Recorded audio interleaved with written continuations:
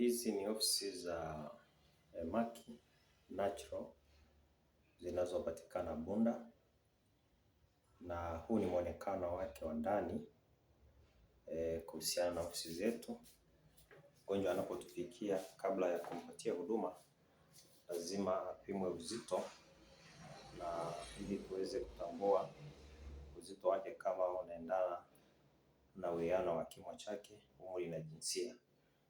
Na baada ya kutoka hapo, basi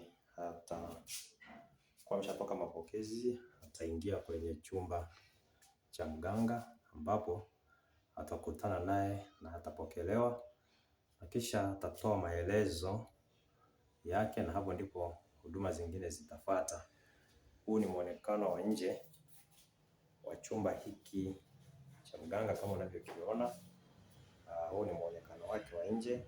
Kwa wagonjwa wanapumzika eneo hili hapa, na wakisha pumzika hapo, baadaye basi wanaweza kuelekea kwenye chumba hicho cha mganga kwa ajili ya kukutana naye. Na sasa tuingie ndani ili tuweze kuona mazingira yake ya ndani yalivyokaa.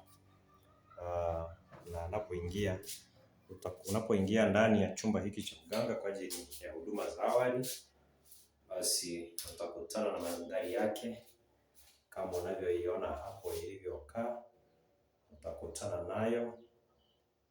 Hicho ni chumba kwa ndani kimekaa kwa namna hiyo kama unavyoona, na hapo utaketi hapo kwenye meza na kiti chake hapo.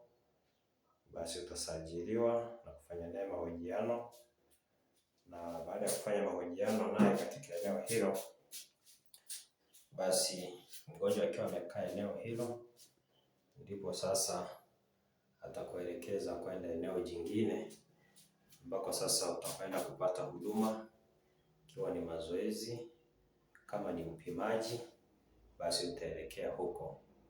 Sasa tunapotoka kwenye chumba hiki cha mapokezi cha mganga ili kuelekeza kwenda eneo la upimaji au eneo jingine, baada ya maelezo, basi tuelekee kwenye chumba kingine tuone.